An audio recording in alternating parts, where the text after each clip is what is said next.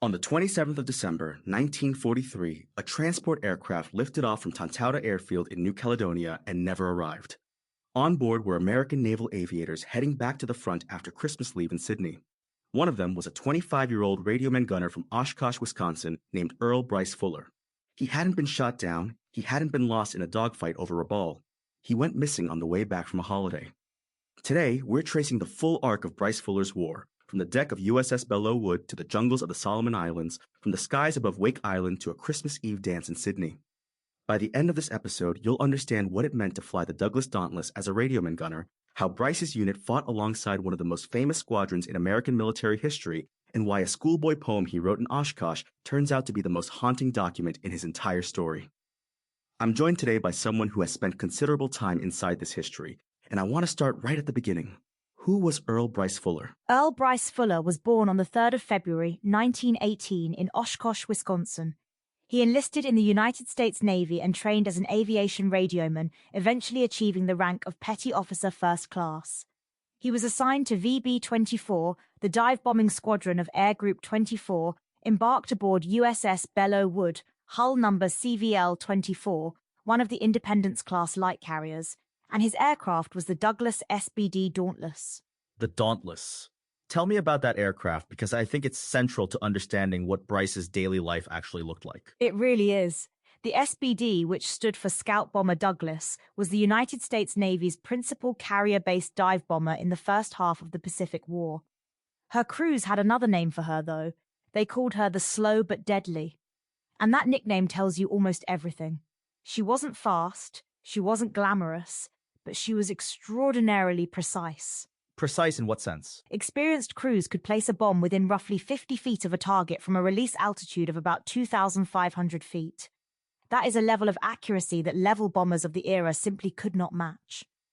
The key was the aircraft's perforated split dive brakes, holes drilled through the flaps to prevent buffeting during steep dives. This allowed pilots to descend at angles approaching 70 degrees with remarkable stability. You're essentially pointing the nose of the aircraft at the target and holding it there. And Brice wasn't the pilot. He was in the rear cockpit. Exactly. As radioman gunner, Brice sat behind the pilot, operating one or two .30 caliber machine guns in the rear cockpit. His job during a dive was to manage communications, operate the radio, and then, on the pullout, when the aircraft was most vulnerable, defend against pursuing Japanese fighters. Dauntless crews were credited with destroying 138 enemy aircraft in aerial combat. The rear gunner was not a passenger. That's remarkable. And the Dauntless had already made history before Brice ever climbed into one. It had. At the Battle of Midway on the 4th of June, 1942, SBDs from Enterprise, Yorktown, and Hornet located the Japanese carrier strike force at a critical moment, when Japanese decks were crowded with fueled and armed aircraft.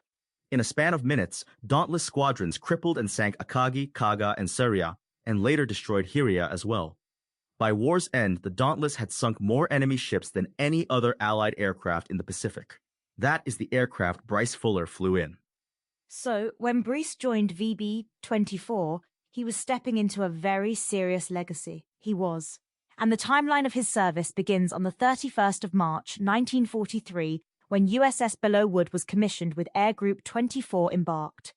The Air Group comprised fighter, dive bomber, and torpedo bomber squadrons, VF-24 flying F-6F Hellcats, VB-24 flying SBD Dauntlesses, and VT-24 flying TBF Avengers. From April through July of 1943, the ship conducted shakedown training and carrier qualifications. Then, on the 9th of August, 1943, Belleau Wood arrived at Pearl Harbor. And that's where the operational story really begins. It is. At Pearl, Belleau Wood was assigned to Task Group 11.2 under Rear Admiral A.W. Radford alongside USS Princeton. Their first mission was the Baker Island operation, providing air cover for the occupation and airfield construction on Baker Island, a tiny atoll in the Central Pacific. The task group departed Pearl on the 25th of August and arrived off Baker Island on the 1st of September. So this was Brice's first sustained combat zone operation. His first real taste of it, yes. Belleau Wood launched combat air patrols and anti-submarine patrols almost immediately. There's a telling incident from the 2nd of September, a TBF Avenger from Belleau Wood suffered a takeoff accident and ditched near the task group. The destroyer USS Spence recovered the crew safely. It's a reminder that operational risk was ever present, even without enemy contact. The Baker Island phase was designed to blood the ship's deck crews, pilots, and combat information center in real conditions. And then they shifted from defensive cover to something more offensive. Precisely. On the 17th of September, USS Lexington joined the task group, and on the 18th and 19th, TG 11.2 conducted reconnaissance and harassment strikes against the Gilbert Islands, Tarawa, Makin, Abemama. These were photo and visual reconnaissance missions, fighter sweeps, bombing runs against enemy airfields and installations. This was Belleau Wood's first true offensive carrier raid, and the intelligence gathered directly informed the planning for Operation Galvanic, the later invasion of the Gilberts. So Brice was part of shaping the intelligence picture for one of the major amphibious operations of the Pacific War. He was, though he wouldn't have known it in those terms at the time. After the Gilbert Island strikes, the task group retired eastward and Belleau Wood returned to Pearl Harbor in late September. But there was no rest.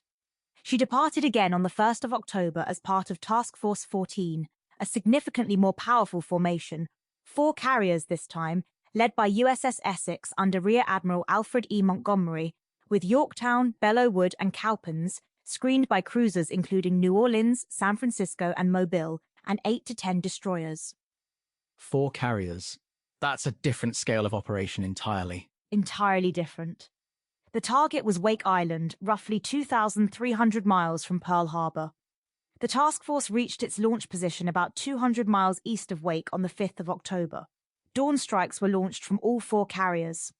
Belleau Wood contributed F-6F Hellcats for fighter sweeps, SBD Dauntlesses for dive bombing, and TBF Avengers for anti-shipping and airfield strikes. A second wave went in on the 6th of October, targeting remaining aircraft, cratering runways, attacking anti-aircraft positions, and hitting shipping in the lagoon. And Brice would have been in one of those SBD sorties. Almost certainly. The research identifies the precision bombing of airfields, anti-aircraft batteries, fuel storage, and barracks as the specific missions in which VB-24 participated. Japanese anti-aircraft fire was intense, and Belleau Wood suffered aircraft losses to AA fire and operational causes. The task force withdrew on the 7th of October and returned to Pearl on the 10th and 11th. This was Belleau Wood's first major high-intensity strike operation. It proved the air group's combat readiness and its ability to sustain high-tempo launch and recovery cycles. And then the story takes a significant turn, because the Belleau Wood heads south. It does. After replenishment and repairs at Pearl, Belleau Wood departed on the 31st of October, bounding for Espiritu Santo in the New Hebrides, the major U.S. Navy rear base for carrier staging and air group reorganization in the South Pacific. The transit took the ship through the Hawaii-Samoa corridor, maintaining radio silence, conducting daily flight operations and gunnery calibration along the way. On approach to Espiritu Santo, Belleau Wood was ordered to proceed immediately to support the fleet during the pending Rabaul strikes. Rabaul. That name carries enormous weight in the Pacific War. It does. Rabaul was the major Japanese base in the South Pacific, heavily fortified, heavily defended, and the hub of Japanese air and naval power in the region. On the 5th of November, 1943, Belleau Wood launched a strike package targeting Lakunai Airfield, Vunakanau Airfield, Tobera Airfield, and shipping in Simpson Harbor. Opposition was heavy, intense enemy fighter resistance from A6M Zeros and heavy anti-aircraft fire. VB-24 reported multiple confirmed hits on airfield facilities, with several SBDs returning with damage. And then 6 days later, they went back. They went back. The 11th of November raid on Rabaul was described as one of the most dangerous SBD missions of the entire Solomons campaign.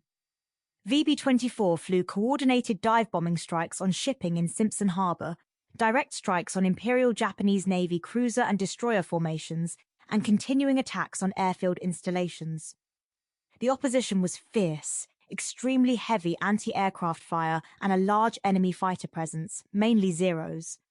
VB-24's SBDs pressed home attacks at low altitude. And the squadron was recognized for what they did that day. Several crews were cited for gallantry and awarded the Distinguished Flying Cross and the Air Medal. The research confirms 6 Distinguished Flying Crosses awarded to VB-24 personnel for action on the 11th of November. Confirmed recipients include Lieutenant Junior Grade William H. Turner and RM-2C Charles E. Foster, Ensign Robert L. McCauley and RM-3C James P. Doyle, and Lieutenant Junior Grade Harold B. Sturges and RM-2C Walter J. Klein. At least one SBD failed to return. And this was likely VB-24's final major carrier strike before a significant change in their situation. Exactly. After the 11th of November raid, the fast carriers withdrew south to refuel and replenish.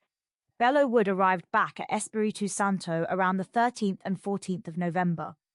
And this is the moment when the narrative of the ship and the narrative of Brice Fuller's air wing diverge. VB-24's SBD Dauntlesses were formally detached from Belleau Wood and placed under AIRCOMSOLS, Commander Air Solomons, for land-based operations. VA-24 and VT-24, the fighter and torpedo bomber squadrons, remained aboard for Operation Galvanic. So while the Belleau Wood went off to help retake Tarawa, Brice and his fellow Dauntless crews were setting up shop on a jungle airstrip. That's precisely it. VB-24 initially staged through Paliculo Bay Airfield on Espiritu Santo, then ferried forward to Munda Airfield on New Georgia on the 14th of November, and then to Baracoma Airfield on Vella La Vella on the 15th. These were primitive forward strips, revetments hacked out of the jungle, pierced steel planking for runways, mess tents, and the constant noise of aircraft engines. And it was here that the story of VB-24 intersects with one of the most famous units in American military history. The Black Sheep Squadron. VMF 214, Colonel Gregory Pappy Boyington's Black Sheep Squadron. Beginning in August of 1943, VMF 214 operated from Turtle Bay on Espiritu Santo, Munda Airfield on New Georgia, Baracoma Airfield on Vella La Vella, Torquena on Bougainville, and Henderson Field on Guadalcanal. That list overlaps directly with VB-24's forward operating locations. The research is unambiguous on this point. There is no doubt whatsoever that Earl Brice Fuller attended the same pre-mission briefings that his assigned pilot and all VMF 214 aircrews attended. Wait, so Brice Fuller personally knew Pappy Boyington? The research puts it plainly. Earl Brice Fuller could not have failed to have known Colonel Pappy Boyington personally. VB-24 Dauntless crews and VMF 214 Corsair pilots were literally sharing the same revetments, mess tents, and flight lines at Munda and Baracoma. Their strike schedules were coordinated through AIRSOLS. The Black Sheep Squadron was, in the words of the research, VB-24's guardian angels during their strike missions in November and early December of 1943. That is an extraordinary detail. The slow, precise, dauntless dive bombers going in on target, with Boyington's Corsairs flying top cover. That's exactly the picture. And the missions were relentless. On the 16th of November, AIRSOLS launched a major strike on Buca and Bonus airfields. VB-24 almost certainly participated, as it was the only Navy SBD squadron present. On the 18th of November, VB-24 flew confirmed close air support missions for the 3rd Marine Division, with VMF 214 providing documented escort. Targets were Japanese troop concentrations and machine gun nests. Close air support. That's a very different kind of flying from carrier strikes. It is. You're flying low, you're flying slow, you're putting bombs on targets that are sometimes only hundreds of meters from friendly troops. The margin for error is almost non-existent. And VB-24 was doing this day after day. On the 21st of November, confirmed close air support at Piva Forks for advancing Marine units, again with VMF 214 escort. On the 23rd, a confirmed major strike on Buca Airfield. On the 28th of November, and this one has a name that tells you everything, confirmed close air support missions at Helzapopin Ridge. Helzapopin Ridge. That name alone. It captures the nature of the fighting on Bougainville. Japanese bunkers, mortar positions, entrenched defenders. VB-24 flew repeated missions that day, with escort from both VMF 214 and VMF 215. And then from the 12th through the 15th of December, confirmed close air support sorties at the Numa Numa Trail, again with VMF 214 escort documented. The research identifies this as the last confirmed combat action Earl Brice Fuller saw. So between the 14th of November and the 15th of December, VB-24 was flying 1 to 2 missions per day, often under heavy anti-aircraft fire from a primitive forward strip in support of Marines and Army units in contact with the enemy. That is the operational tempo, and it's important to understand why the R&R that followed was not a luxury, it was a necessity. The research notes that VB-24 could not release aircrew for long-distance leave during this period because AIRCOMSOLS needed every SBD it had. The turning point came with the arrival of the Royal New Zealand Air Force's No. 25 Squadron in mid-December of 1943.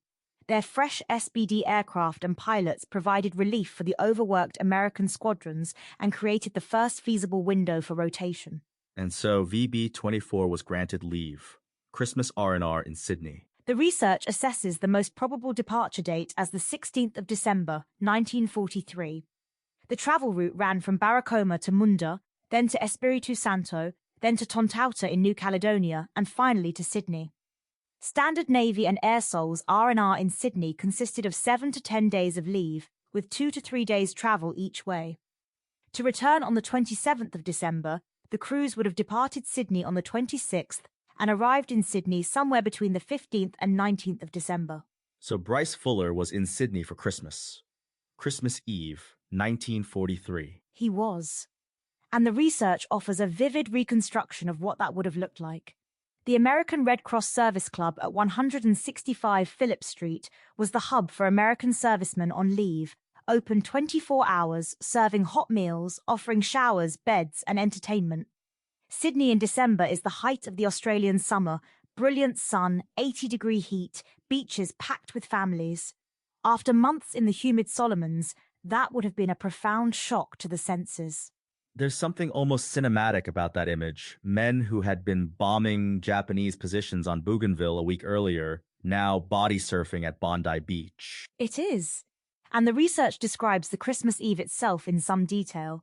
The men apparently made an attempt to get into the Trocadero Dance Palais on George Street, Sydney's most glamorous dance hall, famous for its big band music and Art Deco interior.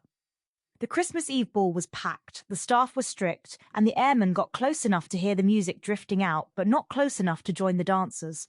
So they made their own night, bars along Castlereagh Street, schooners of Toohey's beer, which they discovered was considerably stronger than American beer. And then back to the RC Club for the servicemen's dance, where a small band played swing standards, ARC hostesses circulated, and the atmosphere was warm and festive. The research describes the men falling asleep in the ARC's dormitory to the hum of ceiling fans and the distant sound of trams, knowing that for one night, Christmas Eve, 1943, they were young, alive, and far from the war. 2 days later, on the 26th of December, they boarded the return flight. And on the 27th of December, the R-4D-5 transport carrying Earl Brice Fuller and several other Navy airmen crashed after takeoff from Tontouta Airfield in New Caledonia. On the return leg of the Sydney R&R flight. That is where the chronology ends. Petty Officer First Class Earl Brice Fuller, aviation radioman, VB-24, went missing on the 27th of December, 1943. Not over Rabaul, not over Bougainville, on the way back from Christmas leave. There's a particular cruelty to that. He had survived Baker Island, the Gilbert Islands, Wake Island, 2 Rabaul raids, weeks of close air support over Bougainville alongside the Black Sheep Squadron. He had survived all of it. And I think that's what makes the document that closes this story so extraordinary. Because before any of it, before the Dauntless, before the Belleau Wood, before the Solomon Islands, there was a schoolboy in Oshkosh, Wisconsin, who was given an assignment to write a poem. The title was What I Want to Be, and what Earl Brice Fuller wrote reads, in retrospect, almost like a prophecy. He listed, in verse, all the things he dreamed of becoming. Written as a child in Oshkosh, Wisconsin, and lived out across the Pacific Ocean in one of the most consequential conflicts in human history. It tells us that the Pacific War was fought by individuals with names and histories and childhood dreams. I think the only way to close this episode is to let Brice Fuller speak for himself.